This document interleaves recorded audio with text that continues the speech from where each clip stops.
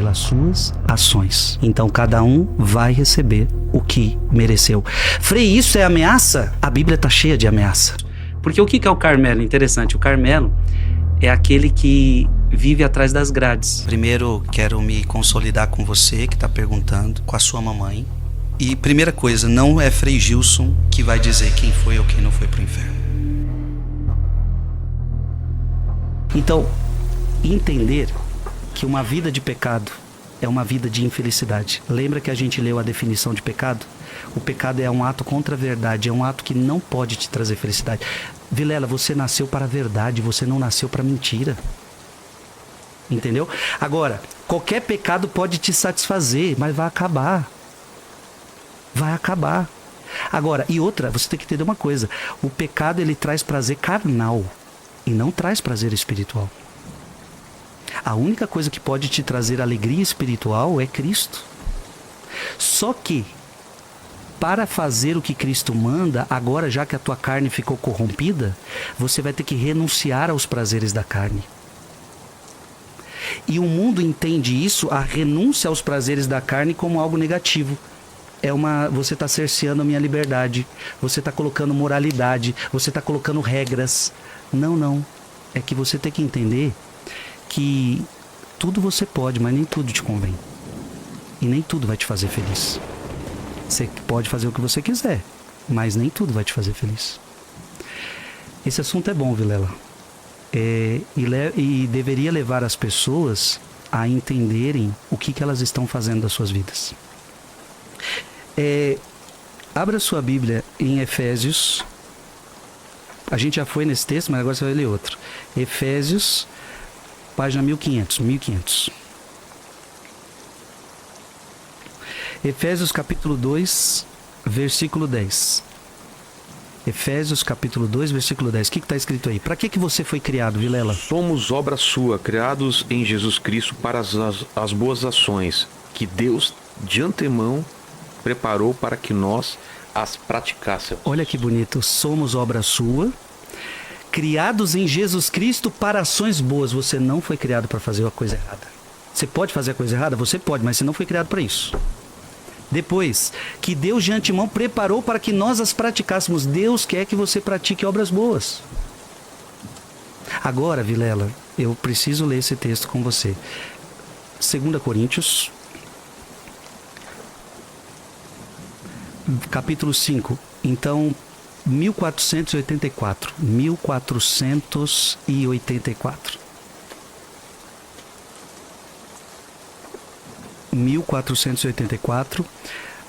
2 Coríntios capítulo 5, versículo 10. Leia você. Porque teremos? Isso. Porque teremos de comparecer diante do tribunal de Cristo. Para aí. Nunca se esqueça. Todo mundo um dia vai ter que comparecer perante o tribunal de Cristo. E aí?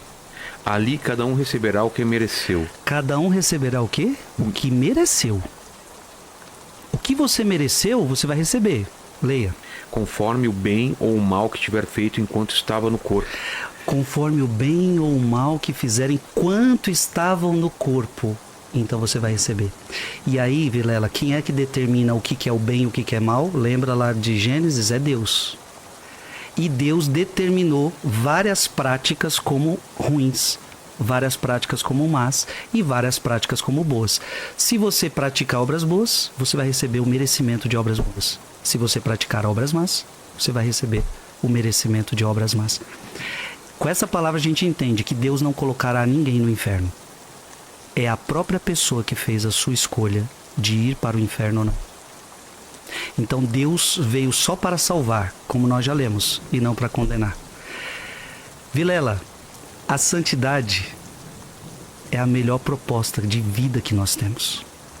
Aí eu podia entrar aqui, por exemplo, no Francisco de Assis, um homem que tinha tudo, tinha dinheiro, tinha tudo, ele renuncia a tudo isso porque ele encontra uma verdade muito maior, entendeu? E ele começa a seguir a Cristo. Então, você foi escolhido para Cristo, por Cristo, e você deve viver sua vida em Cristo para que um dia você possa voltar a Cristo. Agora, você é livre. Só que cada um é responsável pelas suas ações. Então cada um vai receber o que mereceu. Frei, isso é ameaça? A Bíblia está cheia de ameaça. Assim como um bom pai ameaça o seu filho, se você sair daqui, seu moleque, você vai ver o que vai acontecer. Você vai ver que o pai que você tem dentro dessa casa é uma ameaça, mas é uma ameaça para o bem. A Bíblia está cheia de ameaça. Se você fizer isto, você perde o paraíso. Mas a Bíblia todo o tempo está querendo te trazer para a verdade, para a salvação, para as coisas boas, para as obras boas. Jesus só quer o nosso bem, Vilela. Jesus não quer o nosso mal.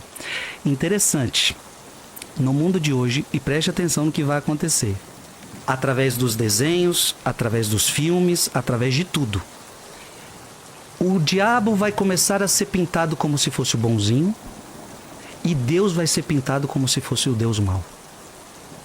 Isso já está começando a acontecer. Isso vai acontecer com força, através de desenhos, através de imagens, através de filmes.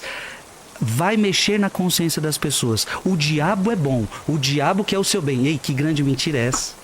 O diabo é mentiroso e ele só quer o seu mal. Eu li para você Apocalipse. O diabo desceu para vós cheio de grande ira. O diabo te odeia. O diabo quer a tua destruição. O diabo quer a destruição da tua família. Mas ele vai ser pintado como cara bom. E Deus, que é o sumo bem, Deus que te criou todas as coisas boas, não foi Deus que fez o mal, não foi Deus que fez o pecado. Este vai ser pintado como se quisesse o teu mal. Ele quer te colocar no inferno. Ele quer te punir. A igreja é opressora. Tudo isso é opressor. Não, isso aqui são regras que querem te oprimir. E a igreja durante a história foi te oprimindo, foi te cerceando. Não. Simplesmente é uma proposta para o teu bem. Agora, você aceita se você quiser. Por falar em aceitar, vamos ver como está a enquete. Quantas pessoas rejeitaram a salvação? Olha, porque teve gente que rejeitou, né? Sim, 4%. 4%. Olha, é bem Tivemos pouco, mais de graças a 11 mil Deus. votos. Como 11 mil votos, 4% não quer a salvação. Não quer a salvação. Mas Tô de boa. Mas, tá de boa, mas 96 quer. Tá. Não, e até essas pessoas que disseram que não querem, talvez elas não entenderam a pergunta, vamos relevá-las. Todos querem o paraíso. Dificilmente, né, em vida alguém diria que não quer. Mas que bom que a maioria quer, né? Eu já vi gente falando, não quero ir no céu. Os caras tocando harpa, de fralda, não tem nada pra fazer, né? Inferno que é legal, tem rock tocando. Não é bem assim, né? Boa! Espero. Boa, Vilela. Você tocou num assunto de suma importância. Lembra que eu falei que o diabo está sendo pintado como bonzinho? Sim. Então, olha o que vai começar a acontecer. O inferno é um lugar bacana pra gente ir. É rave todo dia, toda hora. Não, se for rave todo dia, não é um lugar legal, né? Tocando aquela música chata. Não, mas para. aí você pega o que você gosta. O cara sim. gosta de rave, então lá só tem rave. Gosta aí, de rock. O outro lá, então só tem o que eu gosto. E lá é só prazer, lá é só curtir. Aí que você se engana, meu amigo. Hoje, no mundo ultra tecnicista e atarefado, como encontrar o silêncio? O ruído cansa e temos a impressão de que o silêncio tornou-se um oásis inatingível. Quantas pessoas são obrigadas a trabalhar no meio de uma confusão que as angustia as desumaniza? As cidades tornaram-se infernos barulhentos, onde nem mesmo a noite é poupada das agressões sonoras. Sem barulho, o homem pós-moderno cai numa inquietação surda que não quer escutar e lacinante. Ele está habituado a um ruído de fundo constante que o adoece e o dopa. Vivemos num barulho constante que nos dopa. O ser humano está dopado. Tá viciado. Está viciado no barulho. Sem barulhos, o homem fica inquieto, febril e perdido. O barulho o tranquilizava como uma droga da qual ele se torna dependente. Com sua aparência festiva, o ruído é um turbilhão que evita olhar de frente. A agitação se torna um calmante, sedativo, uma dose de morfina, uma forma de sonho, estado onírico sem consistência. Mas esse ruído é um medicamento perigoso e ilusório, uma mentira diabólica que proíbe o confronto com o vazio interior. O despertar só pode ser brutal. Pronto. Eu acho que a gente nem vai precisar ler mais, que eu acho que chegamos aonde eu queria. Bem pesado isso. Eu até quero repetir para a gente entender o que você acabou de ler. Sem barulho, o homem fica inquieto. Coloque qualquer pessoa sem celular na mão hoje. Nossa. Você vai ficar inquieto. Não sabia nem o que fazer com as mãos, né? Isso é problemático. Isso é problemático. Isto mostra a nossa doença. Isto mostra a nossa doença.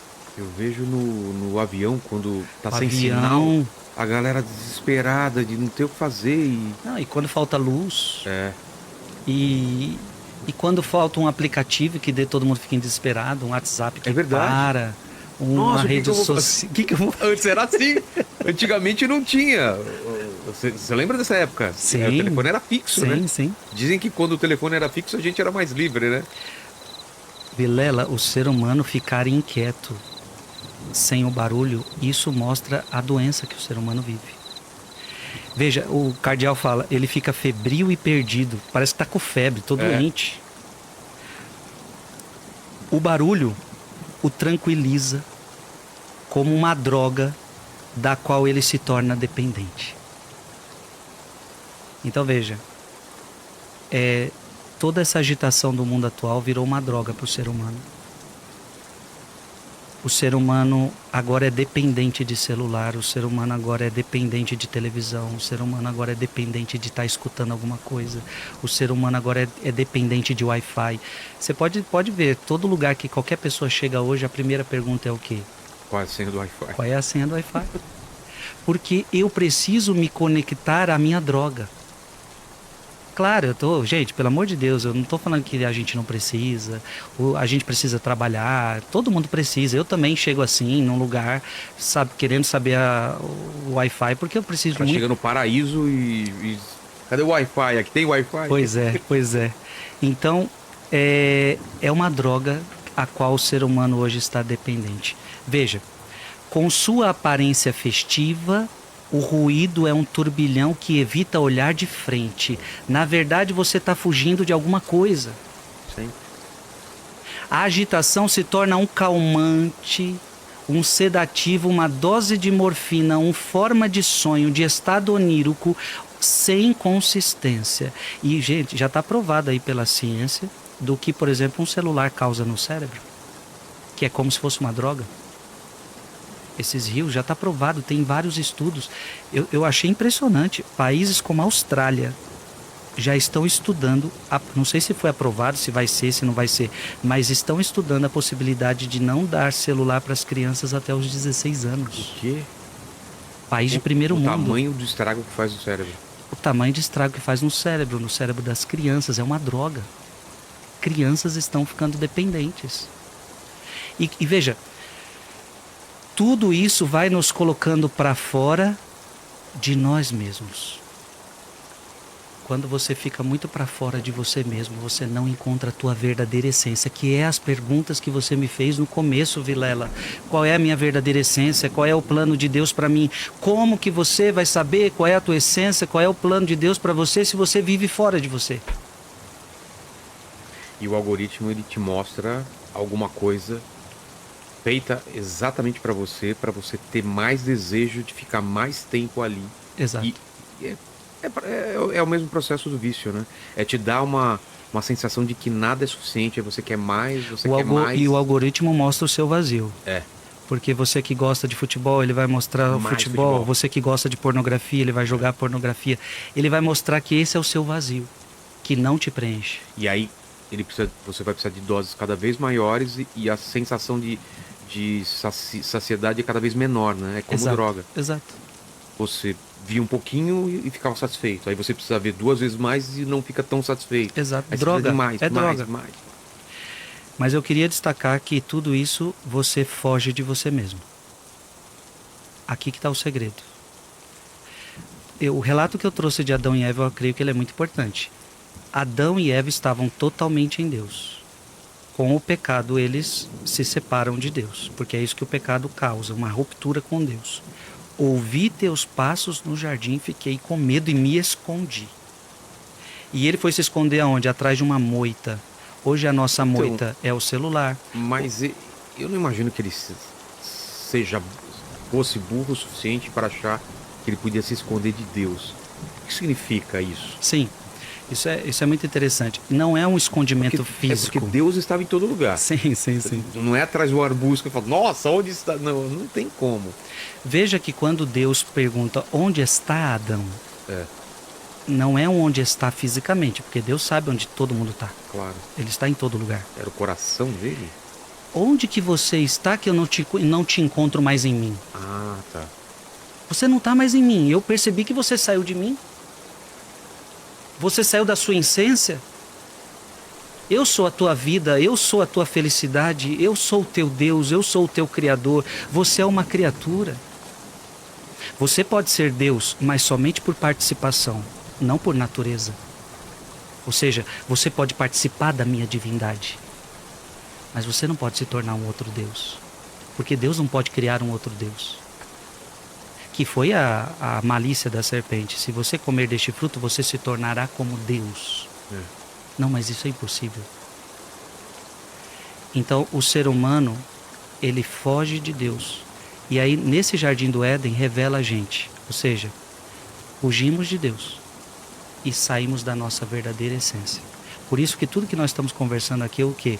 O silêncio é uma arma poderosa que nós temos, o silêncio em Deus, obviamente, para entrar de novo para dentro de nós mesmos e encontrarmos Deus que está dentro de nós mesmos e reencontrarmos então a nossa essência e o nosso chamado. Quanto mais vivemos para fora, na agitação, no barulho, na festa, no divertimento, mais nós estaremos fugindo de nós mesmos. Vilela, um dos momentos mais especiais do meu ano, e todo ano eu sou fiel a isso, nunca falhei, faz muitos anos. Eu tenho um retiro de silêncio total. Eu pego de 8 a 10 dias de silêncio total. Então ali eu perco o sinal do celular, desligo o celular total, não tenho internet nenhuma, nada. E eu não converso com ninguém durante 8, 10 dias. Você não tem noção do que é isto na minha vida. É o momento mais especial do meu ano. É como se eu me desintoxicasse de Na tudo. minha cabeça, desculpa eu falar em voz alta, mas eu falo, como é que você consegue? Porque não deve ser fácil. Né? Eu confesso que hoje, por causa dessa era de celular, por exemplo, quando eu fazia na era que não tinha celular, eu não sofria. É, né? Agora, na era de celular, eu preciso ali dos 2 primeiros dias para desintoxicar, para entender que isso daí eu não vou ficar vendo mais essa mensagem e rede social, essas coisas. Mas olha, Vilela, quando a gente sai ali no 8º dia, no 10º dia, 10 dias em silêncio, sem falar com ninguém, eu estou integrado comigo mesmo e estou integrado com Deus. Eu escuto Deus como você não... Nossa, é ali que eu escuto Deus de uma forma incrível. Só para dizer o seguinte, que é aí que a gente escuta Deus, no deserto, na solidão, no silêncio. O que eu estou falando é que alguém pode até pensar, mas você é padre, você faz isso porque... Não, hoje em dia tem muitas pessoas comuns que fazem isso. Alugam um mosteiro, por exemplo, pede uma pousada no mosteiro, fica lá 5 dias, 6, 7, 8 dias, entendeu? Em silêncio, para ouvir a voz de Deus. Isto é impressionante. Foi pro grupo de oração, foi ouvindo pregação, foi se convertendo, e quando deu o Shazam, que pensou assim, cara, talvez eu pudesse ser padre. Como foi isso? Aí eu creio que também um processo decisivo da minha conversão foi um retiro que eu fiz, onde eu recebi o batismo no Espírito Santo. Sim. Esse retiro para mim foi primordial. Assim, eu já tinha acontecido a minha conversão, mas um batismo no Espírito Santo me deu autoridade no nome de Jesus. Então foi um processo muito bonito. E bonito porque a conversão de minha mãe gerou minha conversão. No que eu me converto, muita gente no Paraisópolis começa a se converter. Amigos, a rua, muita gente. Aquele grupo de oração se torna uma força. E contagiando um ao outro, foi não é? Foi contagiando. Ah. Foi incrível que nós vivemos... É tipo uma gripe que vai passando. São José Maria Escrivá que falava isso, né? 3, 4 anos que eu vivi ali no Paraisópolis. Foi muito bonito ver muitas conversões. Tanto dentro da minha família, quanto da rua. E foi algo extraordinário. O sacerdócio, até então, não pensava em ser padre. Eu tenho uma tia que diz que pequenininho eu falava isso, mas eu não me recordo disso, nunca tive esses relances. Então, quando é que vem o sacerdócio? O Frei Gilson agora, ele está convertido, teve a sua primeira conversão. Ele canta nas missas, ele já é pregador, então com 14 anos já estava pregando. Sério? Que 14 bonitinho, tão novo. Eu sempre fui muito tímido, mas naquela época ao extremo que vocês não têm noção. Então, eu começar a pregar com 14 anos só podia ser Deus. Só podia ser Deus. Eu lembro então que eu pegava os cassetes do Padre Jonas Abib e eu copiava a pregação dele. Eu repetia tudo que o Padre Jonas falava. Muito ótimo, isso é excelente. Eu copiava. Tudo. Mas teve um ótimo professor. Exatamente. Assim começou e com 14 anos eu estou coordenando aquele grupo. Então eu coordenava aquelas senhoras, todo aquele povo que tinha idade para ser minha mãe e minha avó.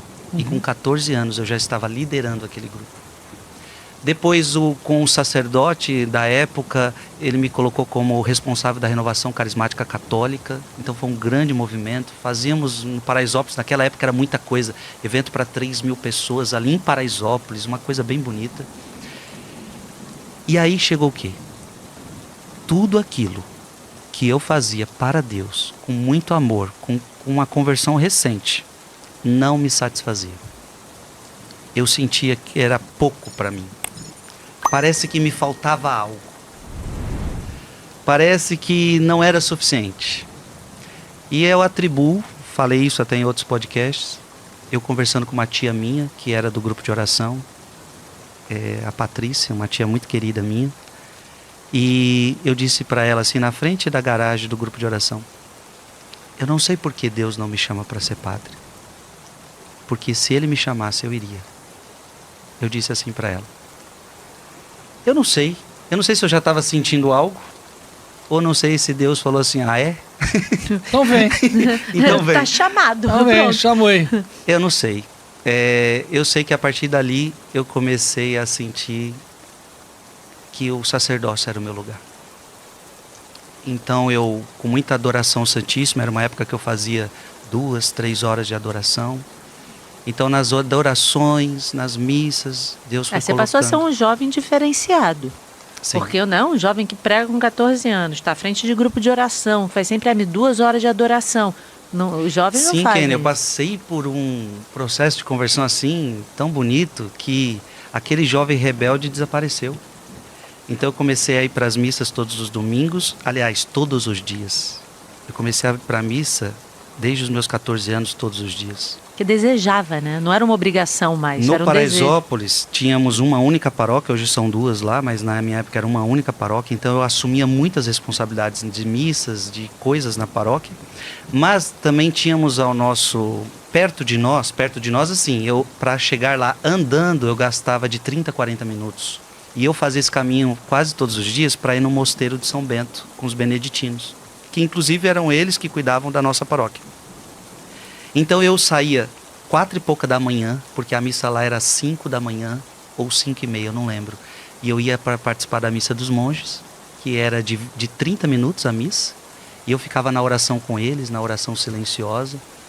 Então tudo aquilo foi muito forte. Eu, então, passei por aquele processo também de sede. Eu nunca gostei de ler, mas eu me trancava numa capela que eu tinha lá perto da minha casa, e eu ficava de 5 a 6 horas estudando. Eu pegava catecismo da Igreja Católica e lia. Eu pegava os livros do Felipe Aquino e lia todos aqueles livros. Então eu passei por um processo de catequese sozinho, assim. E tinha a ajuda de que hoje é meu padrinho de crisma, que ele também me ajudava a entender o catecismo da Igreja Católica. Então foi um processo assim muito bonito. Eu falo isso para minha tia, que se Deus me chamasse para ser padre, eu iria. Tia Patrícia? Eu creio que isso aconteceu quando eu tinha 16, 17 anos, alguma coisa assim. E aí eu tenho que tomar uma decisão. E aí eu começo a dar os passos para o sacerdócio. Eu vou entendendo que esse é o meu chamado e começo a ir nesta direção. Até então eu não tinha namorado, então eu só não queria ser padre sem fazer essa experiência. Então eu conversei com a menina que eu era apaixonado por ela desde os 11 anos. Propus para ela se ela aceitava fazer esse namoro, sabendo do meu desejo talvez de ser padre. Ela aceitou, fizemos uma experiência de namoro. Foi muito importante para mim entender que aquele não era o meu caminho. Com ela ficava bem e feliz, mas depois me sentia vazio, sentia que aquilo não iria me completar. E aí então decido ser padre.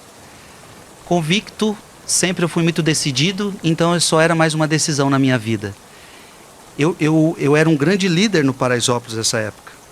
E tinha que deixar tudo. Deixar tudo. E eu não tive medo. Eu falei, vocês cuidam. Vocês mandam a bola para frente. Porque Deus está me chamando para outro lugar. Para outra missão. Que eu não sei o que é, mas eu quero ser padre. E ali saí. Falei para a mãe, tchau, vou-me embora. Porque quero ser padre. Desejo ficar nessa vida para sempre. E como é que foi? Mas era um padre diocesano? É, isso que eu queria saber, para chegar para ser frei.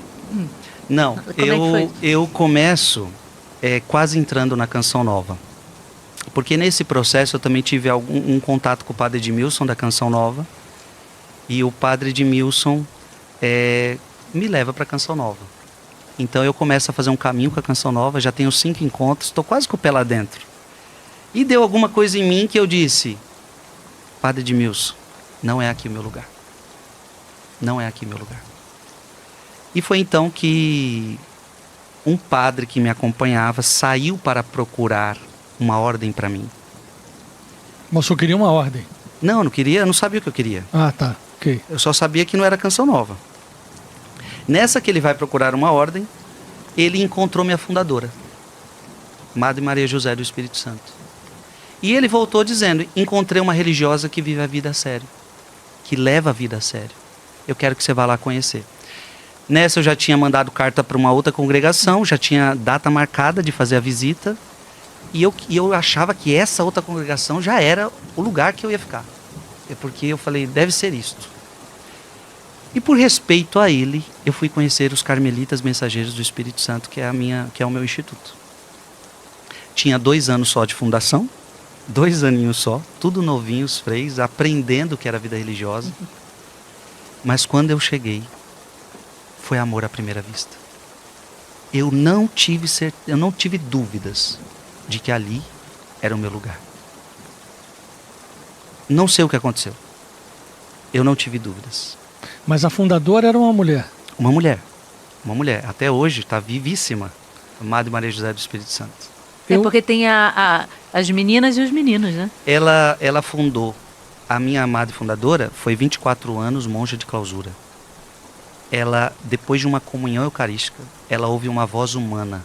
Carmelitas Mensageiras do Espírito Santo. Carmelitas Mensageiras do Espírito Santo. Ela entende que era algo que ela tinha que fundar. E ela, com a direção espiritual, ela sai do Carmelo de clausura, porque ali ela recebeu o batismo do Espírito Santo, ali ela recebeu muita unção de Deus. Ela entende que ela precisa sair dali para fundar um ramo novo. Ela funda as irmãs, isso aconteceu há 40 anos atrás, mais de 40 anos atrás. E depois de um tempo ela funda a ordem secular deste instituto. E há 20 anos atrás ela funda os freis Carmelitas Mensageiros do Espírito Santo, porque ela sempre sonhou com sacerdotes. Então tinha 2 anos essa comunidade, eu piso o pé lá dentro e falo, aqui é o meu lugar. Dá a sensação assim que, a gente sempre fala isso, né? Parece Encaixou, que a roupa veste assim perfeitamente, que não precisa ajustar nada, é aqui. Não é uma sensação assim? E aí, Kênia, eu ouvia coisas do tipo, aqui você que canta, você não vai cantar. Aqui você que prega, você não vai pregar. Mas ouvia de quem? Deles, no encontro vocacional. Ah. Porque eles falavam o seguinte, aqui é a vida religiosa, que você vai ficar escondido, que você vai rezar, aqui você vai trabalhar. Olha para isso, gente. Aqui você vai escondido. aqui você vai roçar, Escondeu bem. aqui você vai cozinhar. Tá bom. Aqui você vai fazer de tudo. E tudo me dizia, é aqui o meu lugar. Tanto é que esse foi um dos meus discernimentos na Canção Nova, foi esse. Vocês aqui são rádio e TV, eu não estou afim de rádio e TV. Eu quero um lugar escondido, eu quero uma outra Eu não quero vida. aparecer. Eu não quero aparecer. Ele não quer aparecer, mas é quando não quer que aparece. É que tá. eu não Aí Deus queria. fala assim, mas tá bom, você que não quer, porque não é pra tua... não é Geralmente vaidade. é assim. Não é Geralmente é vaidade, né? Gente, só um segundo dizer para as pessoas que estão assistindo, compartilhem esse podcast, porque, gente, porque olha olha quanta que história, riqueza. né? Olha que riqueza do Exatamente, quanta riqueza que o Freitas Gilson está contando aqui pra gente. Então, compartilhem para que mais e mais pessoas saibam dessa não seja maravilha egoísta, não fique só você vendo, não é? É verdade. Aperta aí, tem um botãozinho assim, compartilhar, e manda para todo mundo que você pode mandar. É isso. Mas isso é interessante, né, Frei? E daí sente que, assim, aqui é a minha casa, é aqui que eu ficar. E aí não foi tocar, não foi fazer nada. E não passou a não tocar e não fazer nada mesmo. Sim, exatamente. Aí a nossa vida no convento foi muito escondida. Foi de fato como eles falaram. Eu comecei a roçar, eu comecei a construir, virar massa de concreto, construir casa. E se sentia mal por isso, não, né? Não, era uma Mas alegria. ainda era irmão, não era padre ainda. Você entra, o estágio religioso funciona o seguinte: primeiro aspirante, depois postulante, depois noviço, depois professo temporário, depois professo perpétuo. Sim. E dentro desse caminho você estuda para ser padre e pode um dia se tornar sacerdote. É, porque as pessoas então às vezes... isso é uma coisa importante de dizer. Às vezes as pessoas não Não quer entendem dizer que tem que vá frei... ser. Exatamente. Tem o frei que não é sacerdote e tem o frei Nem todo que frei é sacerdote, nem todo sacerdote é frei. Sim. Então eu sou os dois, porque sendo frei estudei para ser padre. Dom Roberto outro dia me disse isso aqui. Dom Roberto foi abade do São Bento. E ele celebra muito aqui. E ele estava dizendo, graças a Deus conseguimos fazer dois padres no São Bento. Porque ele disse, porque eu não entendi tão profundamente, porque ele disse tanta coisa, mas é assim, o prioritário não é ser padre. Dentro do mundo dos monges. Exatamente. É a comunidade. Exatamente. E se a comunidade precisar ir votar e sei lá como é que faz, aí diz, não, o sujeito aqui tem vocação, Entende então a vocação, vamos né? ordenar esse daqui. É que a vocação, ela não é só um querer de um candidato, tá? A vocação é a igreja que discerne. Ninguém tem o direito de ser padre. Ninguém pode chegar assim, eu vou ser padre, eu quero ser padre e eu completei os meus estudos, agora tenho o direito. Não é assim. Então, na vida religiosa isso é mais ainda, ou seja, é a comunidade que discerne, é a comunidade que quer o seu sacerdócio. Então isso é muito comum. Antigamente o candidato não queria, mas a comunidade falava, não, nós vemos, nós queremos, nós precisamos, claro, com o consentimento dele, mas é exatamente isso. Você tocou no ponto que foi para mim primordial. Para a minha congregação, para o meu instituto, eles colocavam a vida religiosa como a base mais importante. Não que o sacerdócio não seja importante, mas o sacerdote é um serviço. O sacerdote é um ministério. Mas a sua base é a vida religiosa. E Kênia e Bertaldo, era isso que eu queria. Eu queria a vida religiosa. Então quando eu ia para a Canção Nova, que eu amo aquele carisma, e não me identificava, é porque Deus falava, você é religioso, você vai ter um outro estilo de vida que não é a Canção Nova. A Canção Nova não tem vida religiosa, né? São consagrados. E, nossa, e ali, gente, se eu tinha passado por uma primeira conversão com 14 anos, agora dentro do convento, eu vou passar pela minha segunda conversão. Porque ali Deus começa a me purificar, Deus começa a me trabalhar. E o que vocês enxergam hoje de Frei Gilson é porque Deus me trabalhou nesse início de convento. Deus então foi tirando meu orgulho. Deus então foi tirando minha preguiça. Deus então foi me dando resistência. Porque entrei numa comunidade que trabalhava muito. Então a gente trabalhava muito cedo, não tínhamos hora para terminar. Porque que acontece? A gente entra eu entro numa comunidade nova, que não tem casa para morar. A gente precisava construir essas casas. Então nós trabalhávamos muito. Só para você ter noção, minha primeira semana de aspirante, que eu cheguei, nós tínhamos uma missa que era uma vez por mês no nosso sítio. E nós tínhamos que fazer tudo para acolher as pessoas. E naquela vez que eu cheguei, a primeira semana, queriam colocar pedra para o pessoal não ficar no barro. Olha, para uma missa daquela acontecer, a gente trabalhava a semana toda, éramos só nós. Eram quantos? Eu creio que nós éramos uns... Eu creio que éramos uns 40, 45 naquela época. 40, 45. E eu me lembro que trabalhei, a gente acordou 5h30, 5h30 acordou. Na verdade, sim, na madrugada a gente fazia 1 hora de adoração. Então, 1 hora de adoração na madrugada. Já vinha a madrugada daí. Já vinha a madrugada daqui. Já vinha a madrugada. Dormíamos 11, meia-noite. Aí na madrugada, 1 hora acordar durante a madrugada. 5h30 você está de pé. 8 horas você está trabalhando. E era a madre que botava esse ritmo? A madre nos animava, mas aí já tínhamos também os freios que eram mais responsáveis, que organizavam todo esse trabalho. O que nós íamos fazer, você vai roçar, você vai para a cozinha, você vai para lá, você vai para cá. E eu me lembro que aquela semana, por causa dessa missa, nós trabalhamos até 3 da manhã. Não.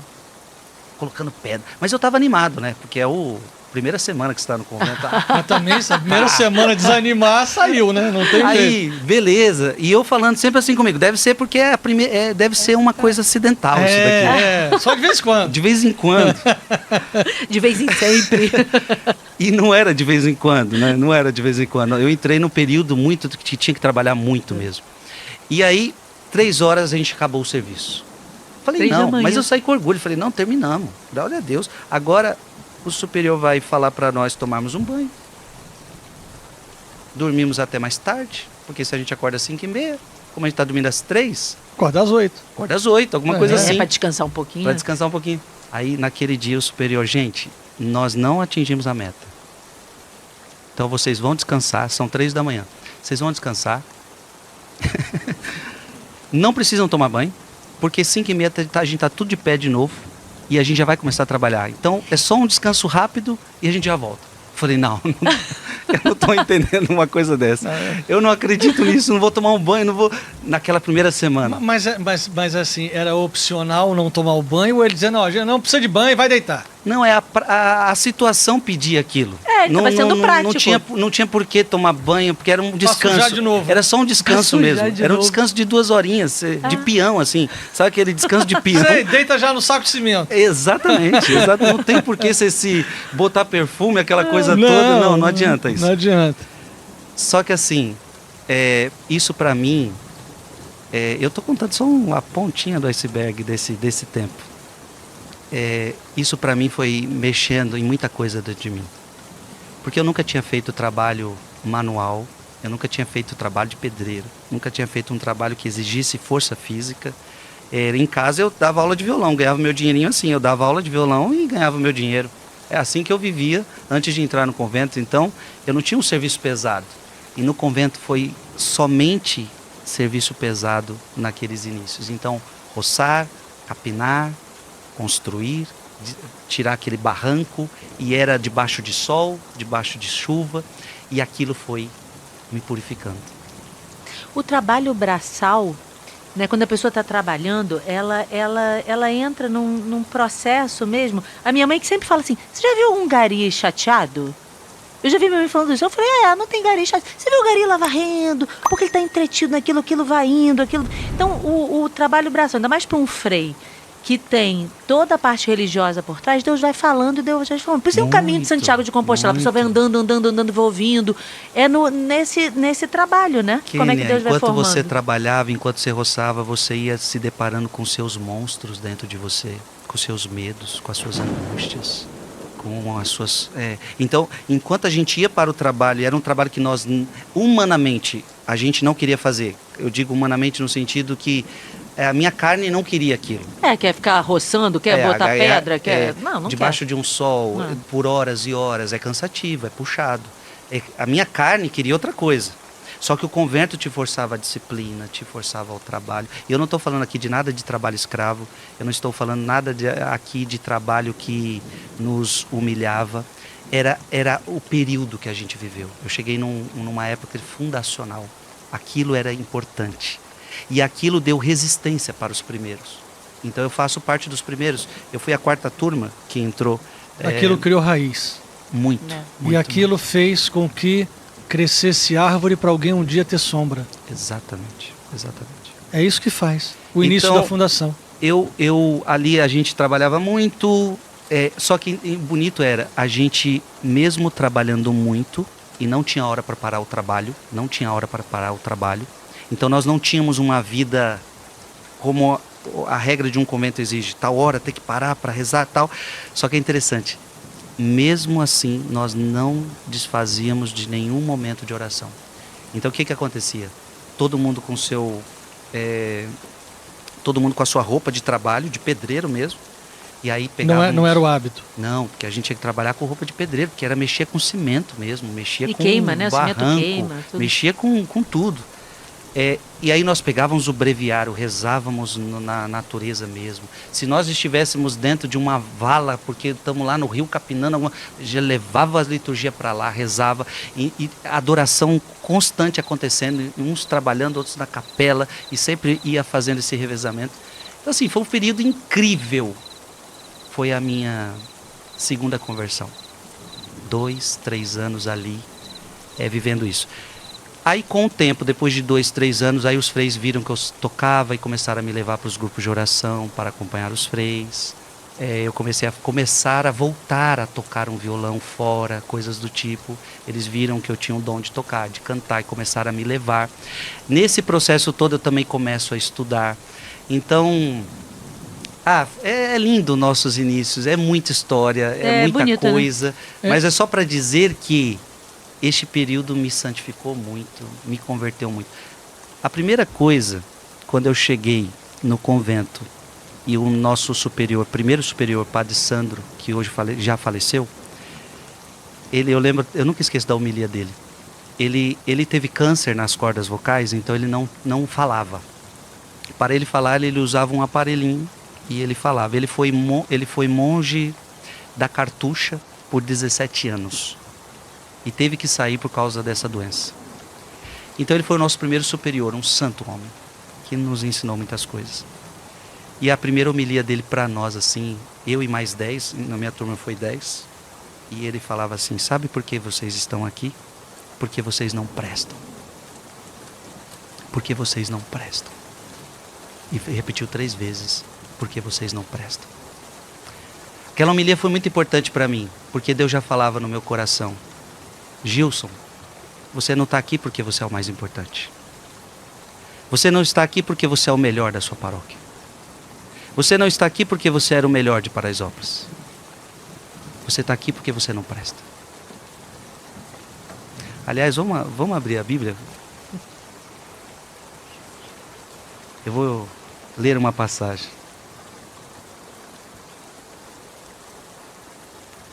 Eu quero ler essa passagem porque ela vai dizer muito. 1 Coríntios, capítulo 1.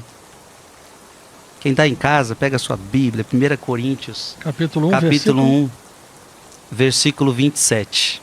27. A 28. Leia, Bertaldo, por favor. Capítulo 1, 1 Capítulo Coríntios. 27. Isso aconteceu comigo. Então foi a primeira homilia que eu escutei quando eu entrei no convento, desbancando todo e qualquer orgulho. Bom, o 27 diz, o que é estulto no mundo, Deus escolheu para confundir os sábios. E o que é fraco no mundo, Deus escolheu para confundir os fortes. E o que é vil e desprezível no mundo, Deus o escolheu como também aquelas coisas que nada são, para destruir as que são. Então Deus estava escolhendo aquele menino fraco, desprezível, e assim aquele padre falava comigo, você é desprezível. Só que era uma eleição de Deus que um dia ia confundir muita gente. Então, um breve resumo da minha entrada no convento foi assim. Olha só. Só encontramos Deus no silêncio eterno onde Ele mora. O Senhor já ouviu a voz de Deus? É uma pergunta, né? O Senhor já ouviu a voz de Deus como está ouvindo a minha? Olha que bonito, só encontramos a Deus no silêncio. Vilela, você não vai encontrar Deus no barulho. Não vai. Deus não é barulho. Deus é silêncio. Confusão. Pode prestar atenção. Ninguém aguenta ficar em barulho. Ninguém aguenta. Chega uma hora que estressa o barulho. O barulho te estressa. Deus não é barulho. Não só a gente, como qualquer animal, né? Exato. Incomoda com barulho. Animais se incomodam com barulho. O ser humano se incomoda com barulho. Eu não sei como eu vejo algumas criaturas passando com aquele carro ensurdecedor, com 300 caixas naquele carro. A gente que está passando não aguenta aquele barulho. Nem escuta mais, eu acho, né? Tá com... Mas só encontramos a Deus no silêncio, onde Ele mora. E a pergunta que o livro já fez para nós é: você, Vilela, já ouviu a voz de Deus como está ouvindo a minha? Não. Por quê? Aí é o meu tópico aqui. A voz de Deus é silenciosa. Então, já começamos a entender uma coisa. Se eu não fizer silêncio, eu não vou escutar a voz de Deus. A voz de Deus é silenciosa. Se eu estiver no barulho, se eu estiver na agitação, eu não consigo escutar Deus. Você agora. A voz de Deus é silenciosa. Pode ir próximo. Deus fala no silêncio e só o silêncio parece poder expressar a Deus. Além disso, para reencontrar Deus, onde o homem poderia ir senão nas profundezas mais silenciosas de si mesmo, nessas regiões tão ocultas que nada pode perturbá-las. Para você encontrar Deus no silêncio, você vai ter que ir para dentro de si mesmo, nas regiões mais interiores, aonde você vai encontrar Deus. Vilela, aqui nós estamos já tratando algo importante. Este Deus, eu vou encontrá-lo dentro de mim mesmo, nas regiões mais profundas do meu ser. E por que isso é importante? Porque hoje o ser humano está vivendo fora de si. Hoje o ser humano está vivendo na agitação. Hoje o ser humano está vivendo... Redes sociais. Para fora. O ser humano hoje tem dificuldade de entrar para dentro de si mesmo. E é dentro de si mesmo que ele vai encontrar Deus.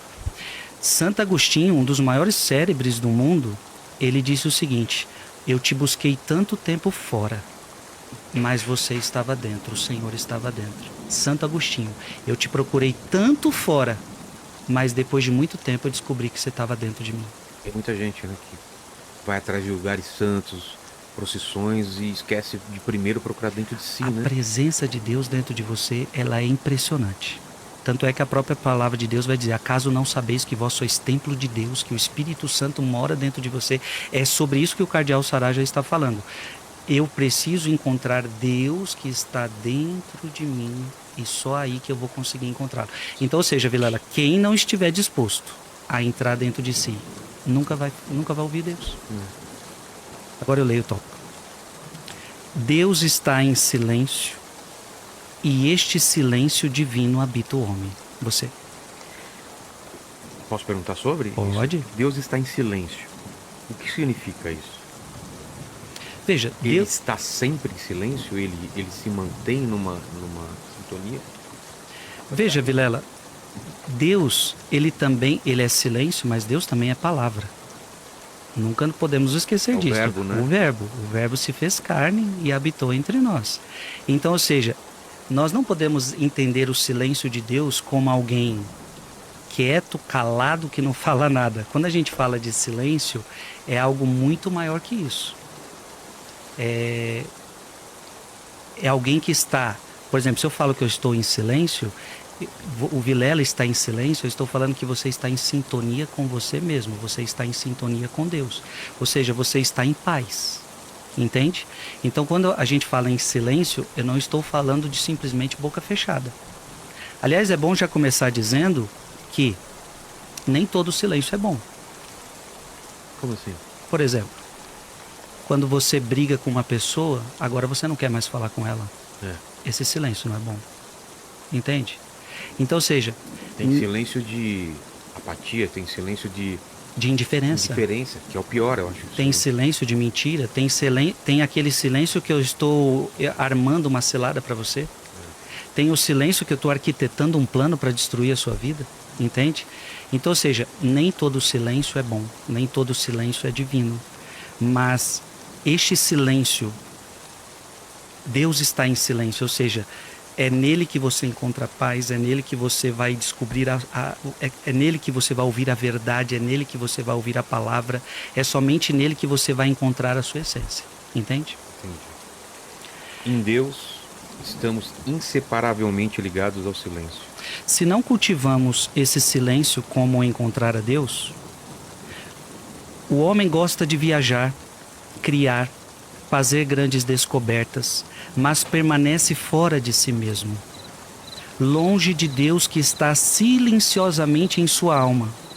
Quero lembrar quão importante é cultivar o silêncio para estar verdadeiramente com Deus.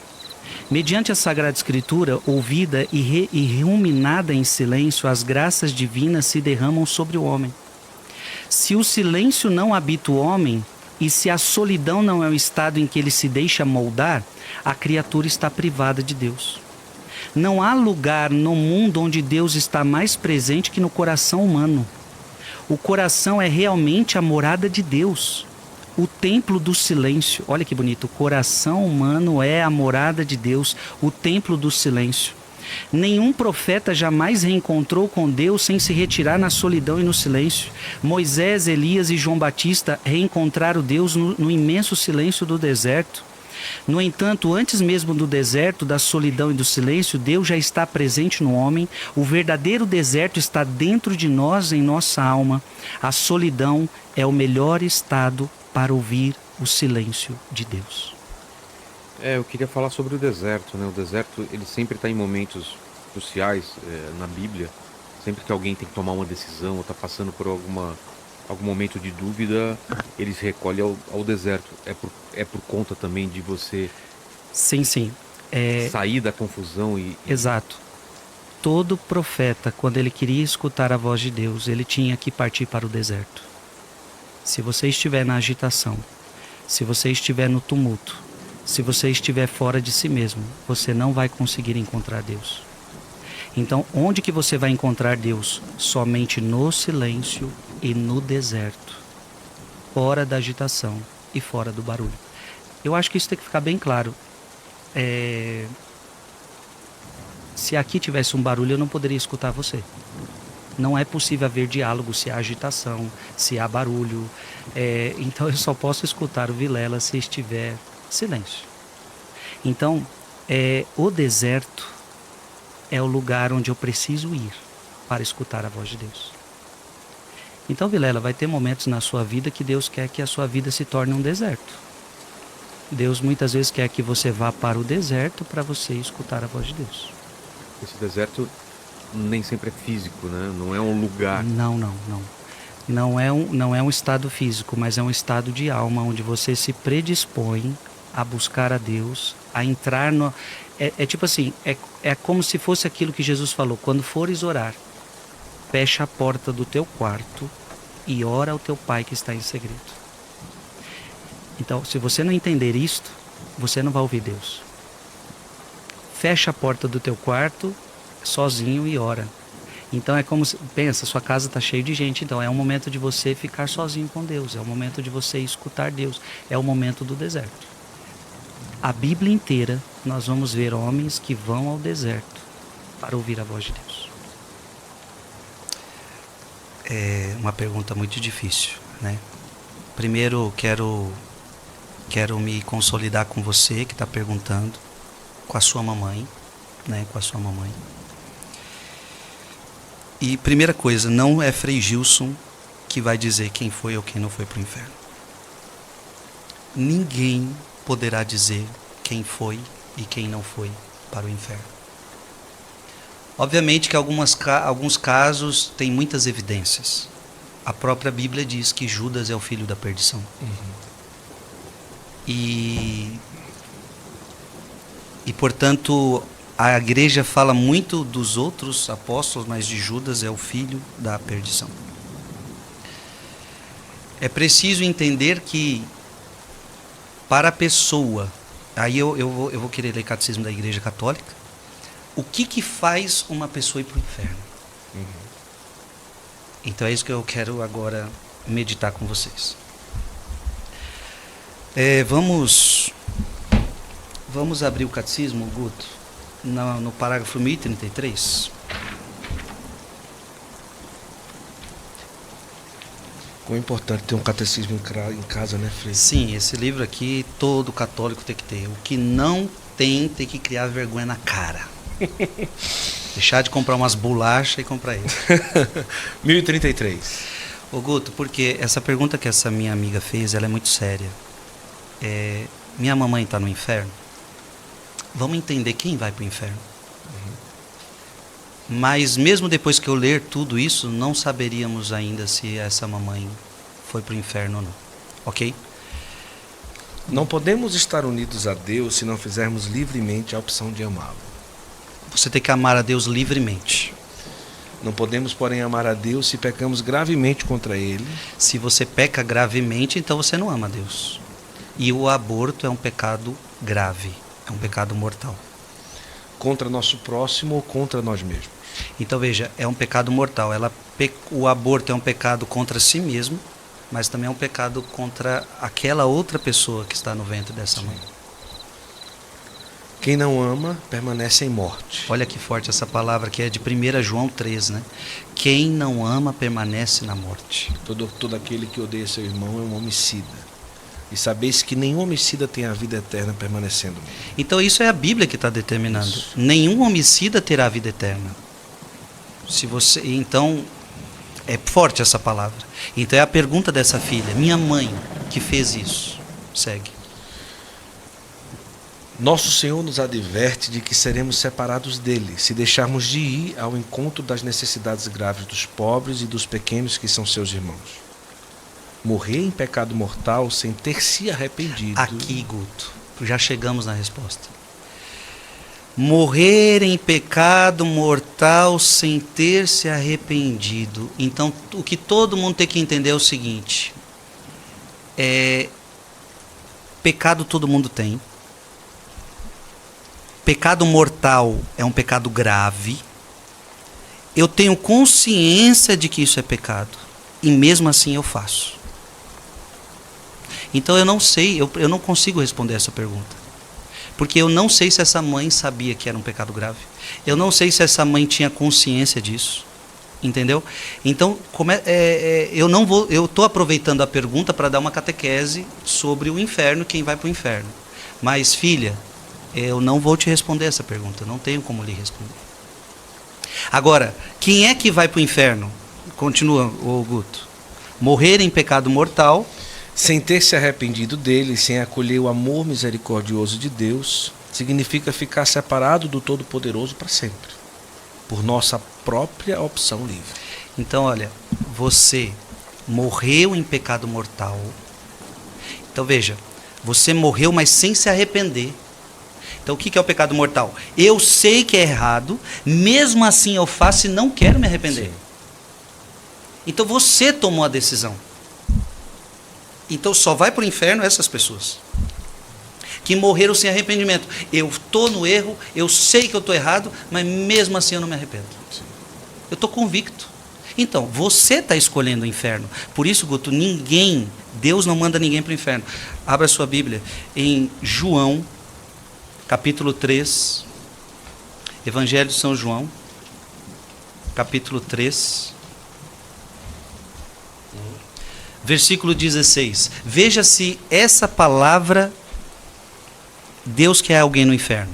Com efeito, de tal modo, Deus amou o mundo. Está falando de amor. Deus amou o mundo. Que Ele deu seu Filho único. Deus ainda deu o seu único filho que Ele tinha. Para quê?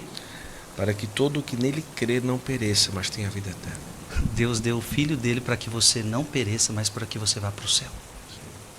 Só que segue o texto. Pois Deus não enviou o Filho ao mundo para condená-lo. Não enviou para condenar você. Mas para que o mundo seja salvo. Para que o mundo seja salvo. Quem nele crê não é condenado. Mas quem não crê já está condenado. Porque não crê no nome do Filho único de Deus. Você entendeu? O pecado mortal é isso. Você não quis crer. Não é que você não conseguiu crer. Você não quis crer.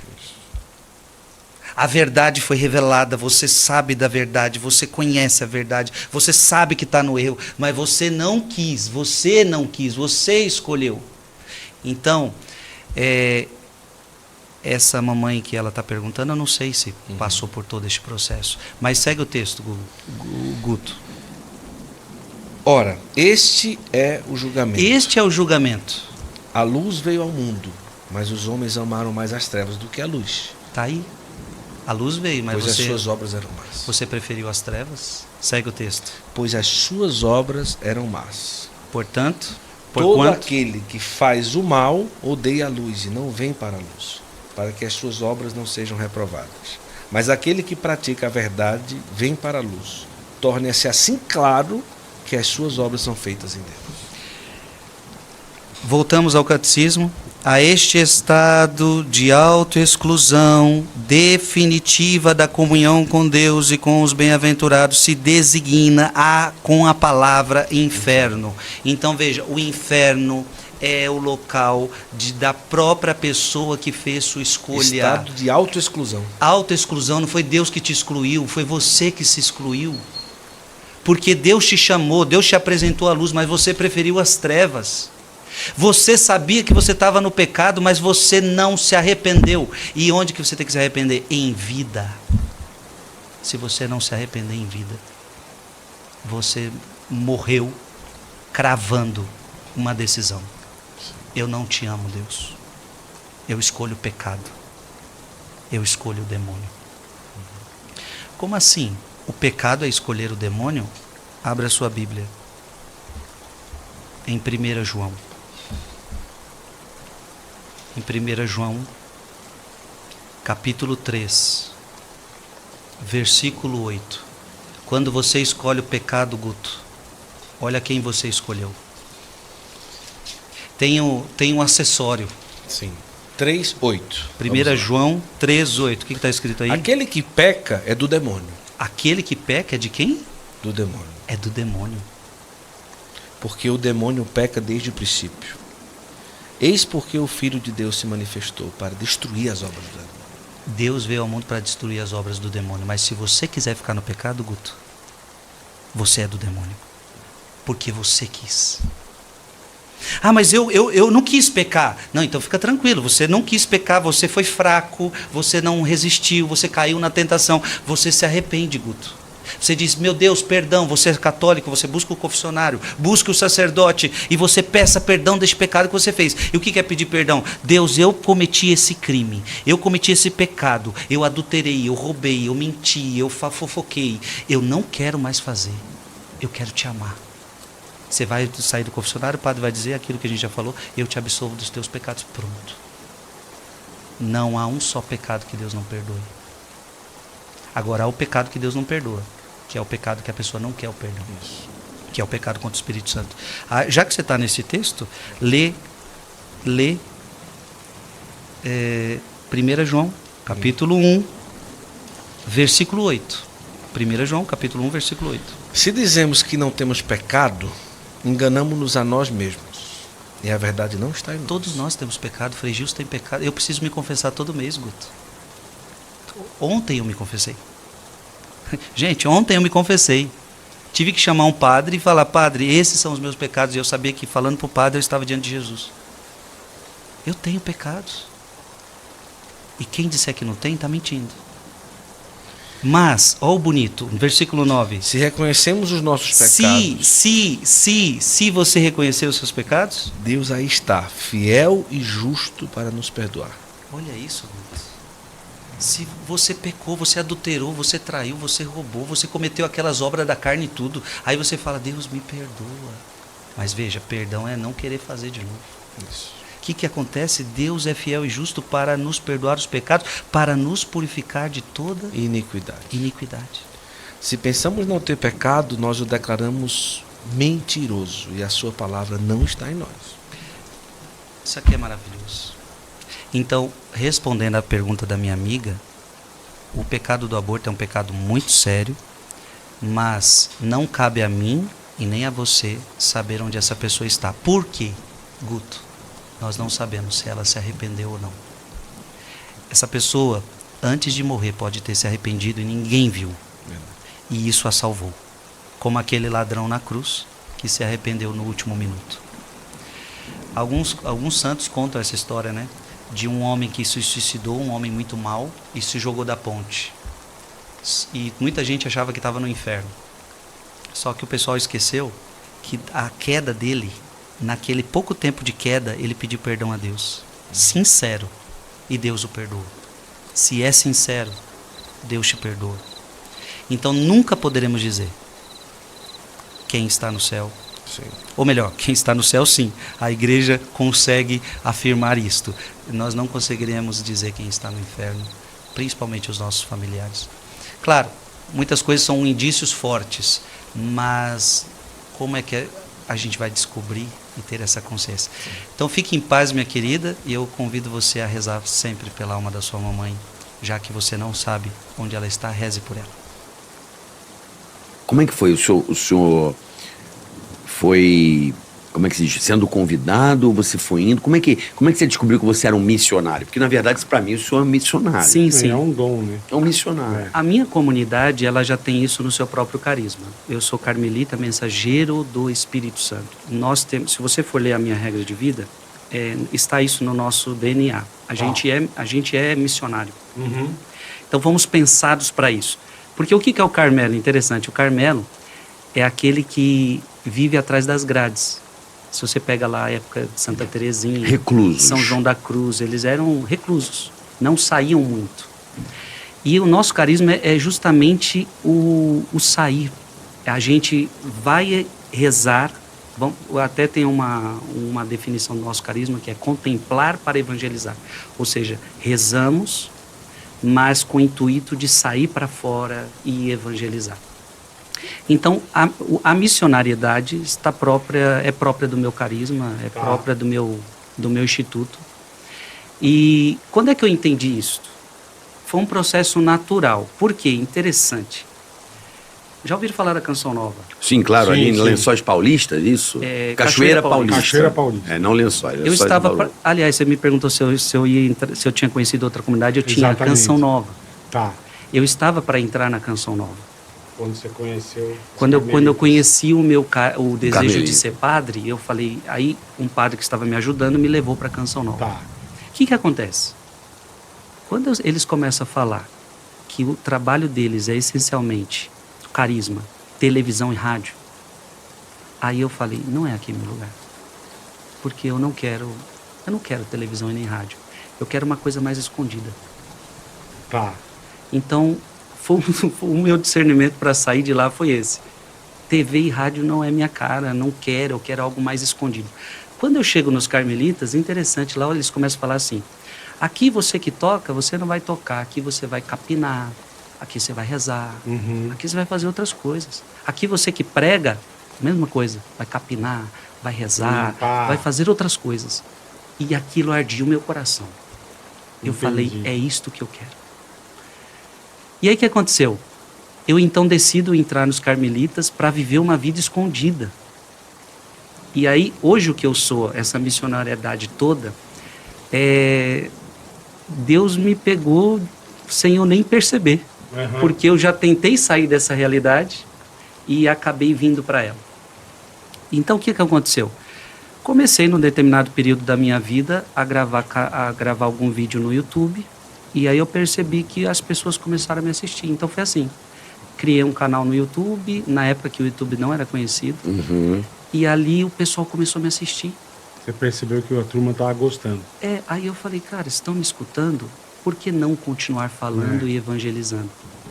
E aí foi assim que aconteceu. As minhas músicas também. O grande boom foi quando eu gravei meu primeiro CD, Salvos pela Cruz, há 10 anos atrás. Salvos pela cruz.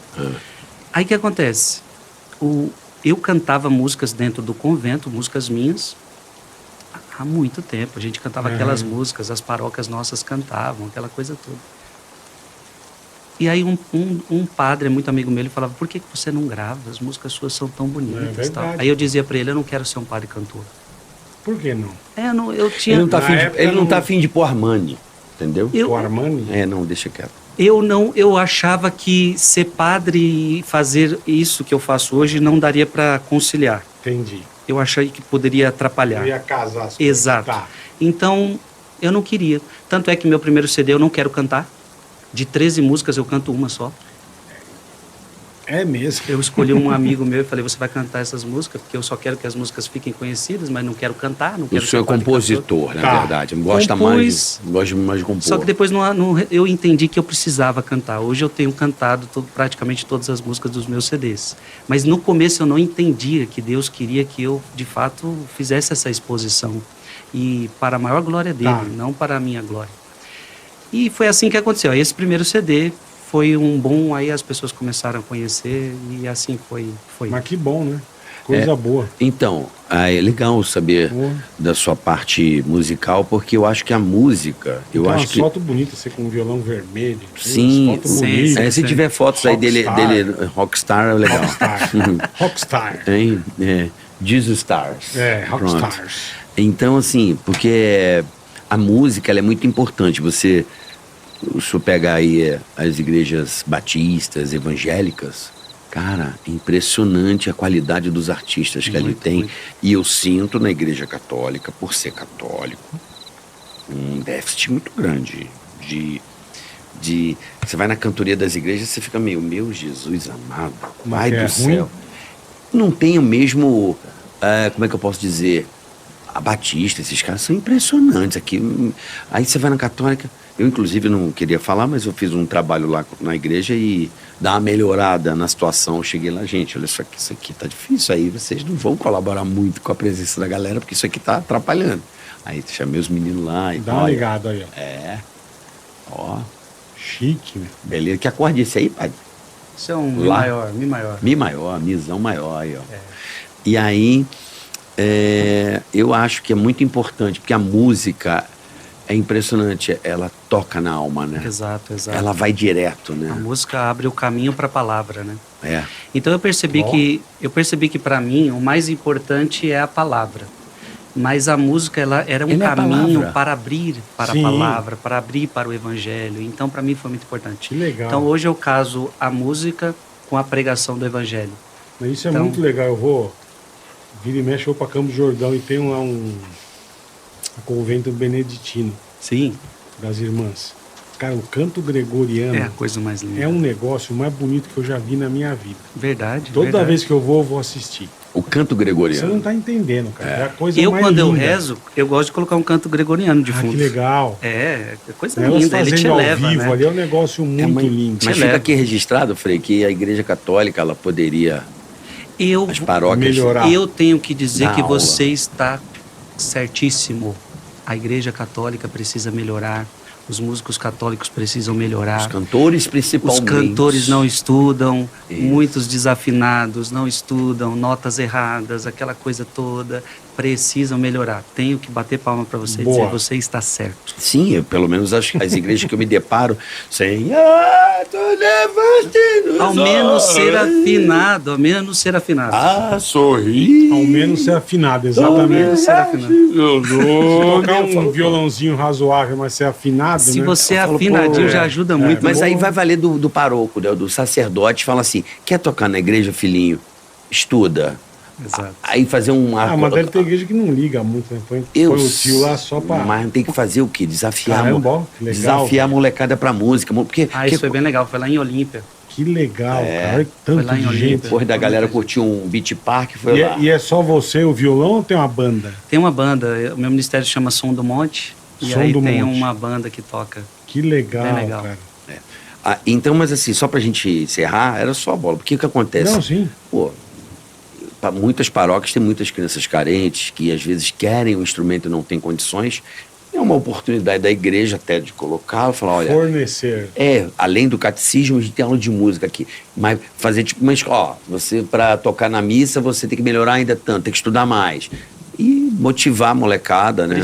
Precisa melhorar a música. E sempre sim. avisar, a gente tem um monte de parceiro de instrumentos aí, que são pessoas que eu posso até te conectar com essas pessoas, eu vou te conectar assim que terminar o programa, com uma pessoa muito importante, para que possa estimular isso dentro da igreja, sabe?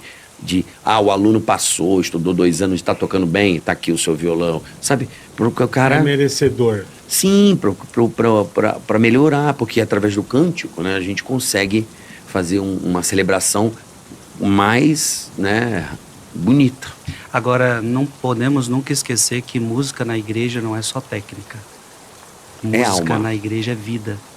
Então não adianta também o cara que toca super bem, mas está numa vida totalmente errada, Exatamente. totalmente desconexa. Que tem que pagar as contas, às vezes, no boteco. Então, que ele às, vai tocar, né? então às vezes não adianta a nota certinha ou todo afinadinho, E saiu dali. mas não tem a unção, não tem a... Então, assim, as duas coisas são importantes, a técnica e a vida. E aí, se o músico junta essas duas coisas, Aí, Perfeito. Aí dá É. dá algo muito. Olha, tem uma pergunta do Gustavo Santos aqui. Ele está falando assim o seguinte: a bênção Frei Gilson, o que o senhor acha da teologia da libertação? E por que ela pode ser tão prejudicial?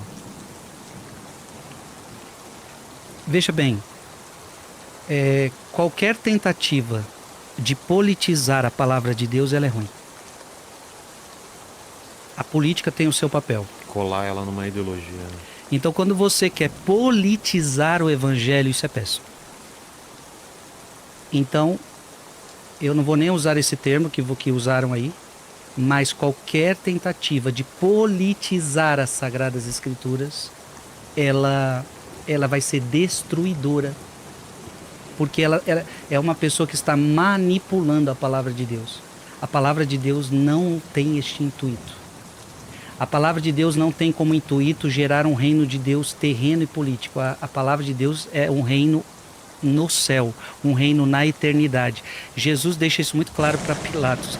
Você é rei, só que o meu reino não é deste mundo. Então, A César o que é de César. muito cuidado com qualquer politização do evangelho. A política, ela é maravilhosa no seu lugar, mas politizar a palavra de Deus, isso vai dar muito ruim. Com certeza. Então, Já deu. isso estraga a vida dos fiéis, isso não faz com que o verdadeiro evangelho Gera chegue. divisão. Gera divisão. Então, eu responderia assim. Última pergunta, escolha com sabedoria, Aline. Ô, Vilela, eu vou escolher aqui 2 comentários que me chamaram bom. muita atenção. Uma é da Daniela Lima. Ela fala assim o seguinte: Frei, me ajude. Os pensamentos de desistir de tudo têm me perseguido ao anoitecer e é horrível. E teve uma outra pessoa aqui também, eu estou tentando achar aqui onde que eu anotei, porque foram várias mensagens, também comentando sobre pensamentos intrusivos. Pensamentos ruins. Aqui, ó, o Matheus Robson, ele fala aqui, ó: infelizmente não tenho controle sobre os meus pensamentos. E às vezes penso coisas que sinto vergonha, mas não tenho controle, Deus me perdoe. Eu quero responder, obrigado por esses comentários. Eu quero responder com a palavra Filipenses capítulo 4, versículo 6. Não vos inquieteis com nada. Esses pensamentos estão vindo, não deixe ele inquietar você. Não deixe inquietar o seu coração. Não vos inquieteis com nada. Em todas as circunstâncias, inclusive nessa que ela está falando, apresentai a Deus as vossas preocupações. Apresenta para Deus esses pensamentos. Apresenta para Deus esses sentimentos. Apresenta para Deus esses desejos. Só que o detalhe: apresentai a Deus as vossas preocupações mediante oração. Não adianta você apresentar para Deus reclamando, apresentar para Deus murmurando, apresentar para Deus dizendo que você tem razão. É apresentar para Deus em oração. Deus, eu estou pensando em desistir. Deus, a minha vida, eu estou passando por essa situação. Então, apresentar a Deus as vossas preocupações mediante a oração e as súplicas e a ação de graças. E olha que bonito. Se você fizer isso, apresentar para Deus a sua oração, a paz de Deus, que excede toda a inteligência, haverá de guardar os vossos corações e os vossos pensamentos em Jesus Cristo. Eu estou dando um conselho precioso para essa pessoa. Essa pessoa está agitada nos pensamentos que ela não gostaria de ter. Eu estou dizendo pela palavra que se ela apresentar para Deus as suas orações, Deus vai guardar os pensamentos dela. Deus vai... Porque o que é entregar? É você dar para Deus o que antes ficava com você. Então isso te preocupa? Agora você entrega para Ele. A partir do momento que você entrega para Ele, você deixa Deus cuidar. E agora a paz de Deus guarda o teu coração. E você está em paz. Veja que a palavra deixa bem claro. Haverá de guardar os vossos corações e os vossos pensamentos. Gente, essa palavra cura ansiedade, essa palavra cura medo, essa palavra cura tudo que você pode imaginar, se eu aplicá-la na minha vida. Amém. Frei, podemos fazer um sonzinho aí para finalizar? podendo. Tá, Eu tô rindo porque eu esqueci meu violão, né? Ela então, falou, a gente vai adaptar aqui. traz o Nossa, violão, eu esqueci o violão, cara. Nosso, o Lene fez o possível para afinar, mas... Vamos ver o que sai dessa Se festa, né? desafinar um pouquinho é por causa do ar-condicionado. Ah, jogou a culpa no ar-condicionado, hein, Lene? O que você vai tocar, Frei? A gente falou de silêncio, né? E eu creio, Vilela, que se as pessoas entenderem todo esse podcast, silenciar para escutar Deus, Deus vai falar e os sonhos de Deus vão começar a ter espaço na sua vida. Muitas vezes Deus não... A gente viu os sonhos de Deus acontecendo na vida de Abraão, os sonhos de Deus acontecendo na vida de José do Egito. Nós vimos os sonhos de Deus acontecendo na vida de tantos homens que a gente leu, hoje lemos Bíblia até dizer chega. Então eu quero cantar uma música que fala disso, do sonho de Deus. Deixa Deus sonhar em ti, deixa Deus sonhar em ti. Não tenhas medo, segue além. Segue além, Vilela. Amém. Obrigado, Frei. Obrigado.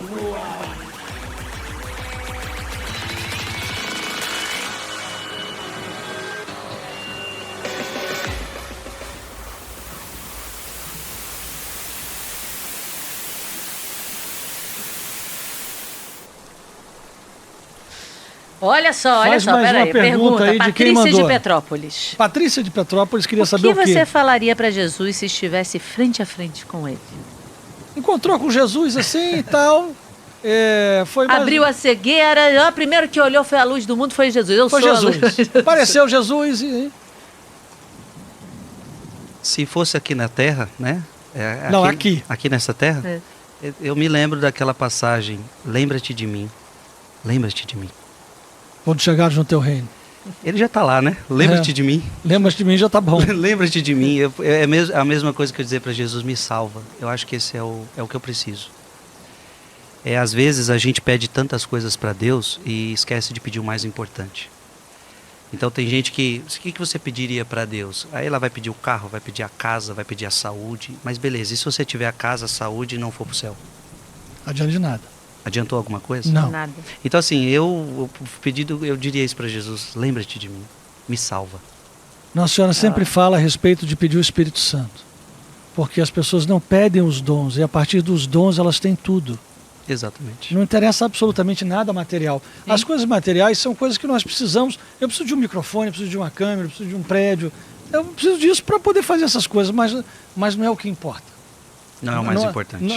Não é o centro da vida, não é de todos nós. Vê outra pergunta aqui, né? Aí Letícia de Curitiba faz a seguinte pergunta. Qual? Na pandemia, seus louvores me ajudaram muito nas madrugadas. Como surgiu o Som do Monte? O Som do Monte surgiu assim. Eu entro num convento e começo a compor muitas músicas. E essas músicas que eu componho são cantadas dentro do convento. Então eu só compunha com essa finalidade, de que dentro do nosso convento a gente tivesse louvores, porque a gente tinha muitas músicas, mas a gente queria algo diferente, e nós mesmos compunhamos. Então eu compunha muitas músicas, e essas músicas viravam os nossos hinos, dentro do convento. Aí os freis começaram, os primeiros padres, a assumir paróquias, e essas músicas começaram a ser cantadas nas paróquias, então começou a chegar para o povo. Então, por exemplo, músicas como Tu És o Centro, é uma música antiguíssima. Assim, o povo conhece ela há uns 8 anos, mas ela tem quase 20. Entende? É porque era indoor. Primeiro era indoor, era só pra galera. Eu Seguirei, é música antiga. Tudo que a gente foi fazendo para o convento, cantávamos nas paróquias. Foi então, isso tem muito a ver com o padre Edmilson da Canção Nova. Ele falava, Frei, as suas músicas são lindíssimas, você tem que gravar um CD. Eu falei, pá, gravar CD? Pra que gravar CD? Eu não quero ficar conhecido, isso aí não tem nada a ver. Porque naquela época CD era pra quem quer ficar conhecido. Eu não quero ficar conhecido, pra que gravar CD? É que essas músicas têm que ficar conhecidas. Aí isso me chamava atenção. Aí eu falei, aí você me ganhou. Porque eu não queria ficar conhecido. Claro. Agora, as músicas, foi então que eu me decidi, vamos gravar. Eu sabia mexer em programas de gravação e eu mesmo comecei a gravar algumas músicas, fazer uns arranjozinhos e tal. Até que chegou a hora que eu amadureci, chamei um músico profissional, quero dar um abraço pro meu amigo Maércio Lopes. Na verdade, primeiro eu chamei o Boy também me ajudou muito nesse projeto, e depois o Maércio Lopes gravou. Eu chamei o Maércio Lopes gravou aquelas músicas, do jeito que eu ia falando para ele, eu quero a guitarra assim, eu quero isso assado, eu ia acompanhando tudo, né, a bateria, tudo, eu ia fazendo tudo. Fizemos um CD bonitinho e as músicas ficaram, que é o primeiro CD, né, que é o primeiro CD, Salvos pela Cruz.